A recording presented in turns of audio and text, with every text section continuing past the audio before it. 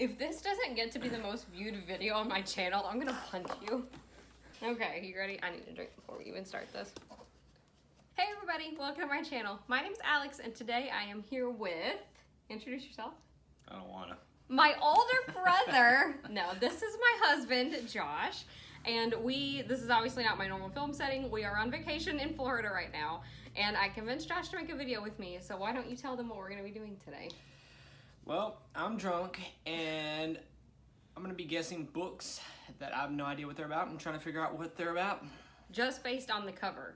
So I'm gonna show Josh 10 different book covers and he is just gonna try to guess what they're about. Some of these I probably have talked to you about and told you what they're about, but you don't really pay attention. You know, the funny part is I'm gonna look really illiterate, but I'm actually an English major, so just... I mean, Josh reads like some, but obviously not as much as I do, so. Okay, let's get to it. Okay, so without further ado, let's get started. So the first cover is going to be Red, White, and Royal Blue by Casey McQuiston. Okay. So...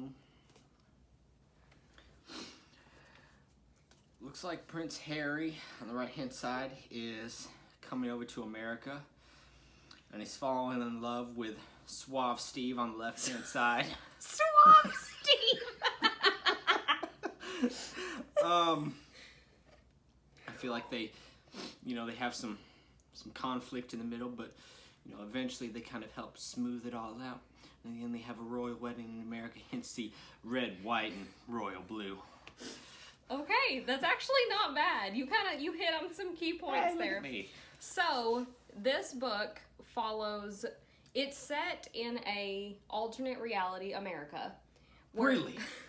Where after President Obama went out of office, the first female president came in. Oh my God, does the King of England fall in love with her? Oh my God, no.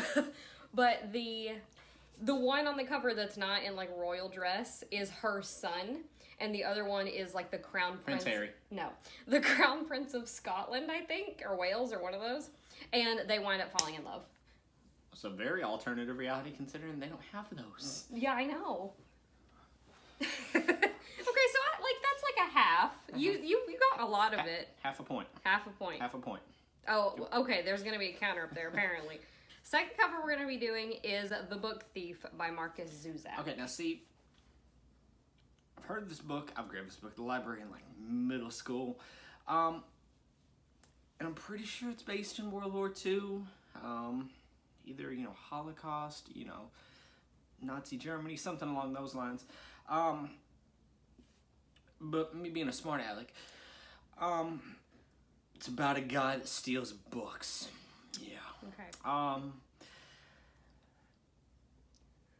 The dominoes on the cover are really messed. What does that have to do with books? Okay, so he steals,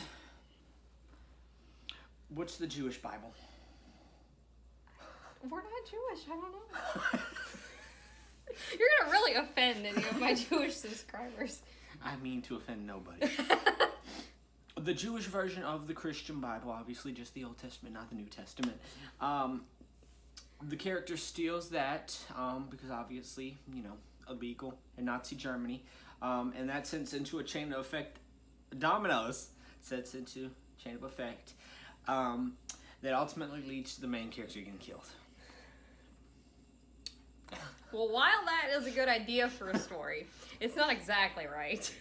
Okay, so you were correct that it takes place during the Holocaust, and you were correct that there is someone that steals books, but it is a girl that steals books, it's not a guy. And the novel is narrated by Death. So it follows this young girl named Liesel.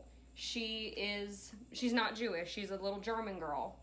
And her family ends up taking in this Jew and hiding him from the Nazis.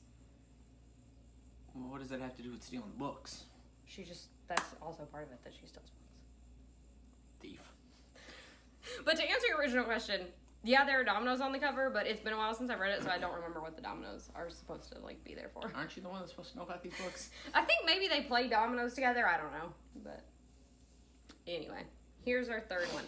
This one I feel like is... Oh, wait, so do I get a point? Yeah, I'll give you a point. Half a point. Ha! Half a point, yeah. 1 point. This one I feel like is going to be a little bit easier, just like the general gist of it, but I don't think you'll get exactly what it's about. But this third cover is Scythe by Neil Shusterman.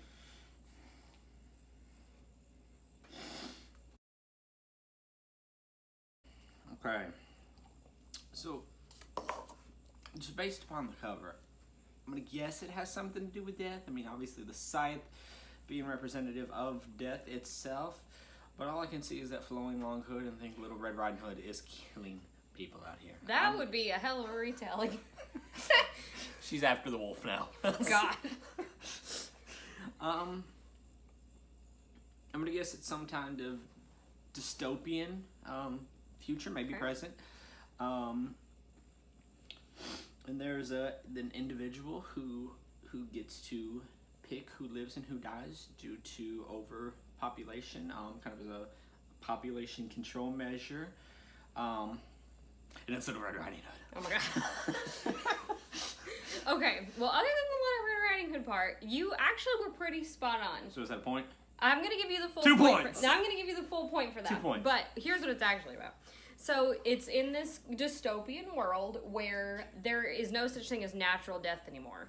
Nobody dies of old age or disease or car crashes or anything like that. So the only people that can kill are these Little Red Riding Hood. No, are these scythes. And they are the ones that get to pick who lives and who dies. Well, at the beginning of the story, there are 2 teenagers, Citra and Rowan, who are both selected to be scythe apprentices, and they have to learn under the scythe to see who is actually going to graduate to become a scythe. And it is a hell of a ride, and the second book was freaking incredible, and the third one comes out in November, and I can't freaking wait for it, and you're not gonna get me to shut up about it, so. In the third one, they reveal their identity as Little Red Riding Hood. Oh my God. This next one that I'm going to show you is my favorite book of all time. You know, honestly, you think I would know this book. I don't think I've actually talked to you about it that much, but I've raved about it all over the internet, so everybody watching this video already knows what cover I'm going to show you, because I talk about it in every single video that I freaking record. I'm a good husband. Okay, so the next cover we're going to do is With the Fire on High by Elizabeth Acevedo. See, I remember you saying something about this book. Oh It's God, this so cover. Good. Okay.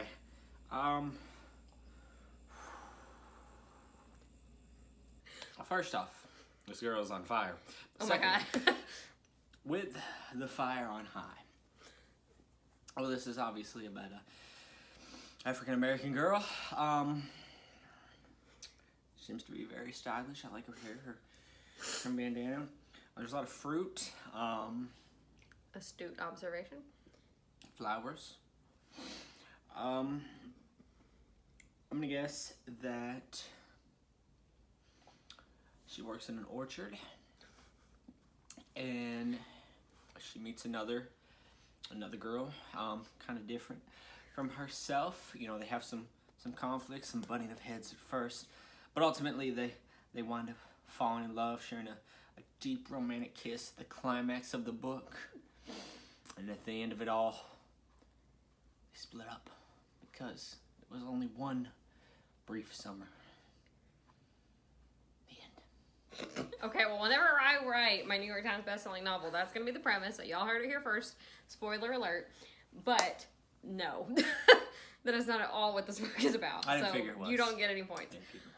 This book is about our main character, Imani, who is in high school. She's a teen mom.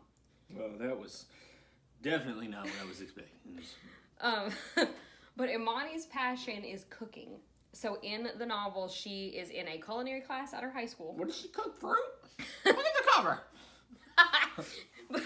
but okay. But she's in a culinary class at her high school, and their class gets this opportunity to go on an excursion to Spain. So she's kind of navigating this romance and getting along with her. So there is a romance. There is a romance, but it's with a boy. But she's navigating this boy that she likes, and also her baby's father, who she's not with, and her grandmother is the one raising them, so she's dealing with that, trying to reconnect with her father that doesn't even live in the same country as they do, figuring out how she's going to get to Spain, yada, yada, yada. It's freaking phenomenal. I talk about it in every single video. If you haven't read it by now, you might as well just, go away. Go away. Until you read it and then you come back. Pretty sure that's a way to lose subscribers. I said until you read it and then you come back. By the way, click the subscribe button here. Ah! Okay. Did you like that plug? That was a good plug. I don't even do these videos. The next cover that we're going to do is The Strange and Beautiful Sorrows of Ava Lavender by Leslie Walton. Okay, I got this. Okay, so she's in high school, right? She's a little bit of a hippie, but you know, that's okay, you know. Hippie. Okay, and so she meets this boy, falls madly in love with him. Oh, head over heels. And then suddenly, he leaves her one day, breaks her heart. I mean, just shreds it. And you know, through that, she just learned a lot of life lessons that high schoolers tend to have to learn, you know, about heartbreak and recuperation and moving forward in your life and finding out that there's more beautiful and strange things in life than just boys. You like how I typed the title in, kind of. But anyway, yeah. Okay. Yeah. I don't think you get a point for that either. Still at 2. Okay, this one I haven't read, but I do like the gist of what it's about. But the main thing, what you missed, is that the girl is in high school. That's the only part of this that you got right. No, you don't. This girl, 16 years old, Ava Lavender, she was born with wings. That's why there's a feather on the cover. I believe I can fly. Everyone hates you. But she was born with wings, and it is basically a multi-generational story. It follows her and her mother and grandmother. Do they all have wings? I think so. Cool. Talking About their lives, and there's a romance in there somewhere, but like I said, I haven't read it yet, so. I feel like that's the worst. Like, at least half a point. I mean, come on. No. All right? Literally the only Leave a comment down below. Who's right? The only thing that you got right was that she's in high school. I'm right. Okay. Next cover we're going to do is Vicious by V.E. Schwab. Oh, my. This is going to be a good one. Okay. This is short and sweet, okay? Okay. I have to take a drink. One guy kills everybody. The end. I mean, possibly. I don't know. I haven't read it yet.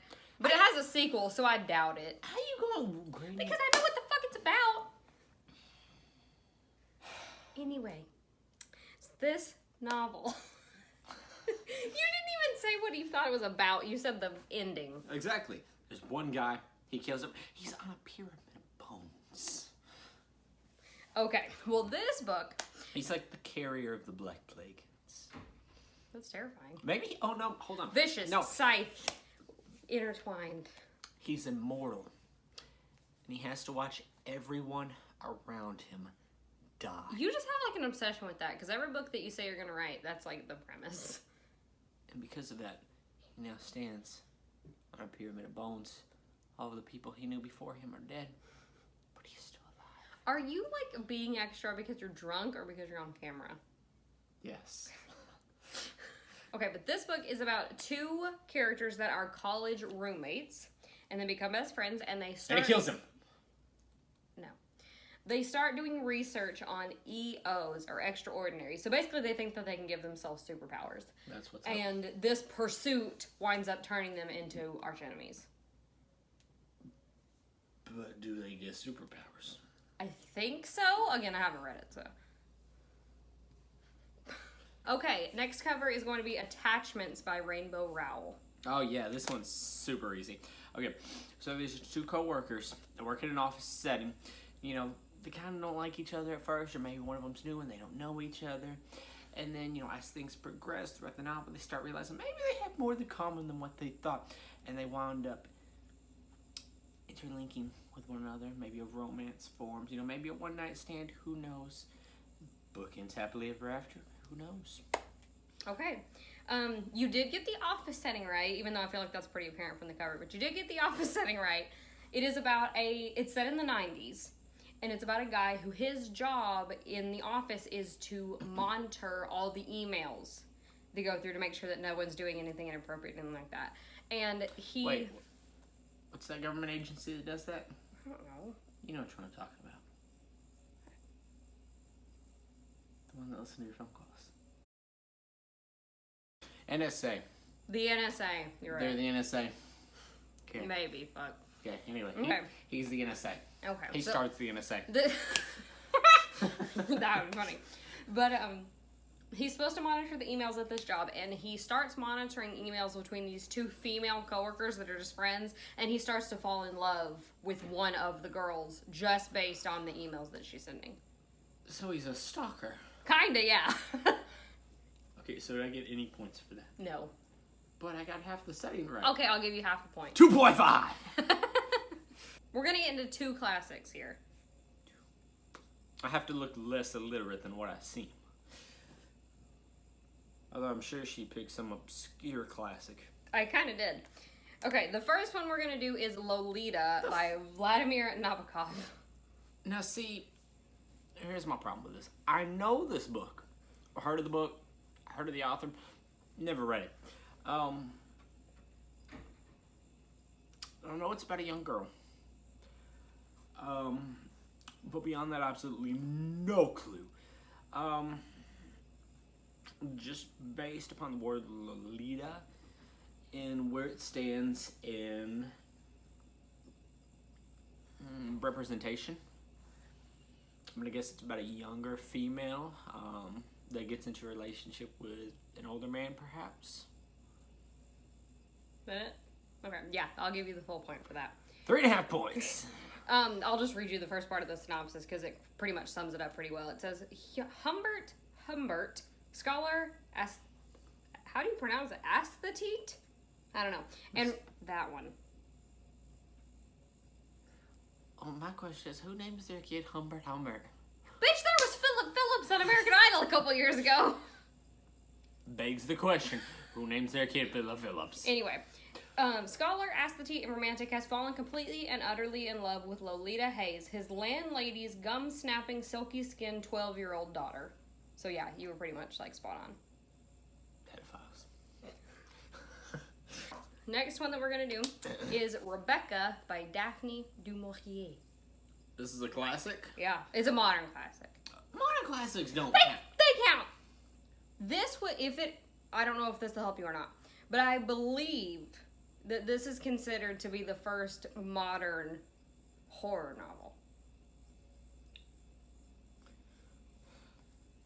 So, there's your hint. Okay. So, it's about this girl named Rebecca, right?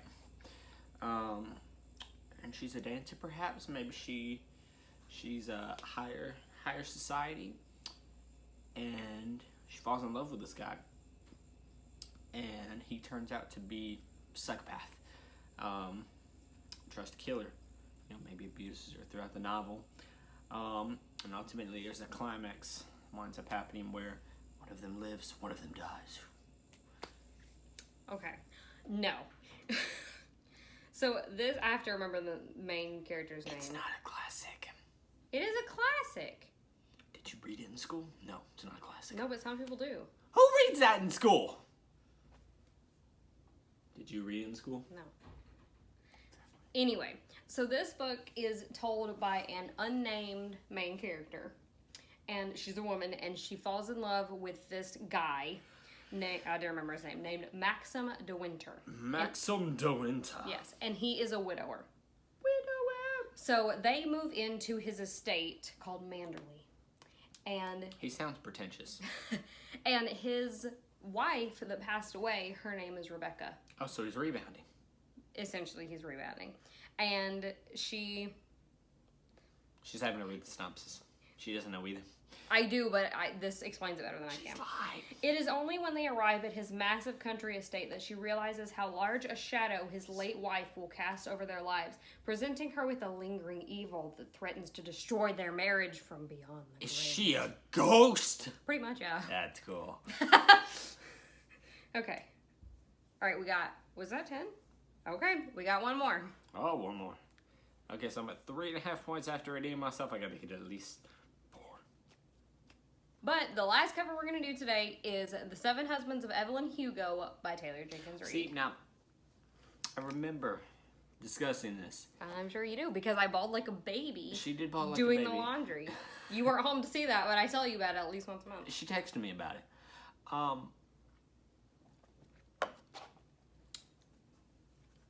Now, either one of two things happened in this book, and I cannot remember which one. Either she had 7 husbands, and they all died under mysterious circumstances, or she had 7 husbands, and she murdered all of them. Just going off of the sultry sort of cover, I'm going to say that she murdered all of them to help move up within high society. You know, she started out down here, it's maybe like a farm girl. Now she's up here with the Manhattan elite. You know, she's blonde, so you know, yeah. Okay, that's also gonna be a no. So just do it. 3.5. Yeah. 3.5. Where'd you get the extra half? Had a half. Oh, attachments. Exactly. Okay. 3.5. Okay, so this Out of 10. Out of 10. That's terrible. That's failing horribly. I didn't graduate valedictorian. She did. Okay, but this book follows, well, doesn't follow, but it starts out with our main character, Monique. And Monique is like this up-and-coming reporter that's kind of struggling. And there's this actress named Evelyn Hugo. And she was really big in like the 50s, 60s, and 70s, but after her acting career stopped, she kind of went into hiding. It's because she murdered everybody. She didn't murder everybody. Spoilers, I guess. But she has not done any interviews, not been back on TV or anything like that. So Monique gets this random phone call. I remember that. It was, because I talked to you about that. It was reminding me of Harper Lee about how the main character was. Yeah. See, I do listen to her sometimes. But yeah, so Evelyn Hugo's like been in hiding, but Monique gets this call to come and do a biography for Evelyn Hugo. She wants to tell her life story finally, and everybody since she has been in hiding has asked, you know, of your 7 husbands, who was your one true love? And that's kind of what she wants to portray throughout this biography. And Monique has no idea why Evelyn has called her, of all people, to do this biography, but you get to find out about that. And it's basically just telling her entire life story throughout the novel. It's incredible. You should read it. Everybody should read it. It's phenomenal. Everybody is reading. Which, to be honest, everybody on BookTube has probably already read it by now, but if you haven't, read it. Link to Amazon's down below. Well, I do Goodreads links, but I guess I can take it to Amazon. So that is it for our cover challenge. I think, all things considered, you did relatively well. 3.5 points. 3.5 points. But let me know what you guys thought of this video. If you would have fared as well with any of these covers, give Josh some encouragement down in the comments down below. As always, I would love to chat with you guys down there. So until next time, bye. This episode's brought to you by Chi-Chi's. No. It's not, but... We're not sponsored. We should be. We should be, but we're not sponsored. There's a baby in the hallway.